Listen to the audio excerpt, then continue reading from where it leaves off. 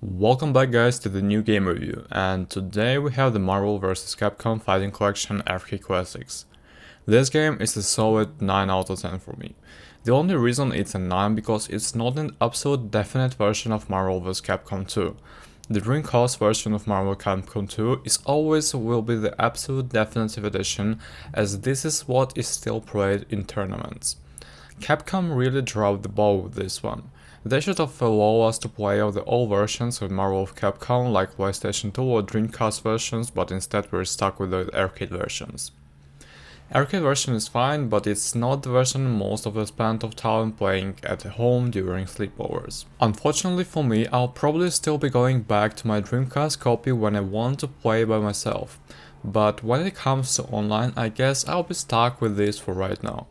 You get 7 faithfully ported arcade games from the Capcom covering the Marvel universe, largely compares with the familiar X-Men and Avengers members, with some other superheroes and villains in the mix. 3 of the games are entirely Marvel, with the 4 being crossovers between Marvel and Capcom rosters. And 6 of the 7 are versus fighting games, with the old one but being the Punisher, which is an old school beat-up game, much like other Capcom classic beat-ups including Final Fight or Captain Commando. And wow, the rosters in this compilation are stacked. The biggest title be costing whopping 56 characters. That of course is being Marvel vs. Capcom 2, the cream de la cream. The very reason I'm sure a lot of people are buying this, but make no mistake, the other titles are not being overlooked. There are some other characters exclusive to certain titles. Some have different types of result sets and features. Hell, if me as the curious thing, I'd say you want to check out everything else over Marvel vs. Capcom 2. If you like fighting games but find them to be very difficult or too technical, the Marvel fighting games from Capcom might be your ticket to easing into this genre. The games are generally a lot more forgiving than the core fighting games from the Capcom like Street Fighter or Darkstalkers. They still require practice and tact over sloppiness of course, but the games can sometimes be chaotic, so you can get right away with some button mashing even not look like a total fool. And if you're really just that bad, then game also has the optional assist buttons to set you for special moves with easy. But practice makes perfect, so say yes. And each of the fighting games includes a practice mode.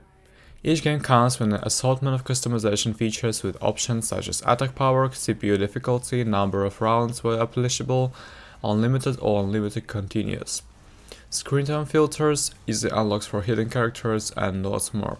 You can basically custom it however each game to your liking when playing the single player.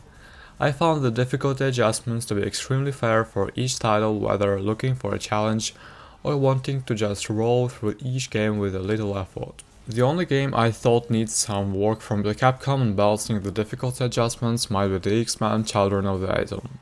The CPU seems a little over the top aggressive no matter what difficulty you pick. The only real notable changes I saw in adjusting the difficulty boiled down to the health of the CPU and not really much else.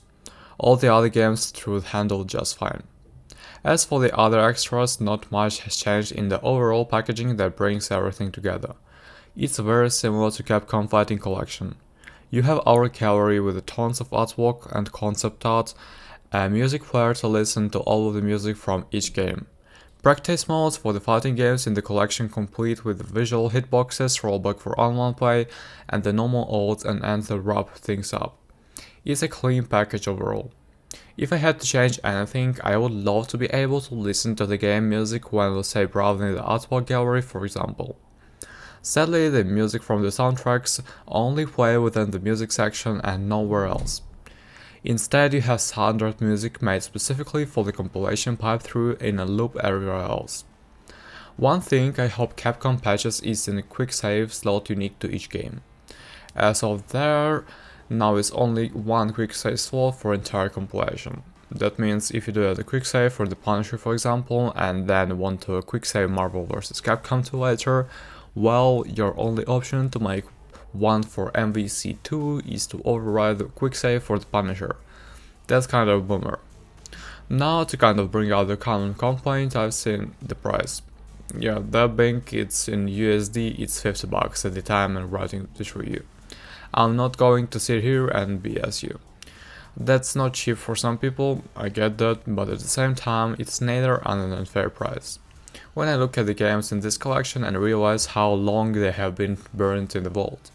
When I look at the prices of these individual titles on places like eBay, well, but wait, that's not a fair comparison, since there's the arcade ports, right? Well, arcade machines are a bit more expensive than their rather ridiculously overpriced copies these games go for in individual console releases. I'm not going to try and convince you that $50 is not much. For some people it is. I'm just saying it's a fair price for what you get. And is this collection worth getting? Yes. Yes, indeed. It is worth getting.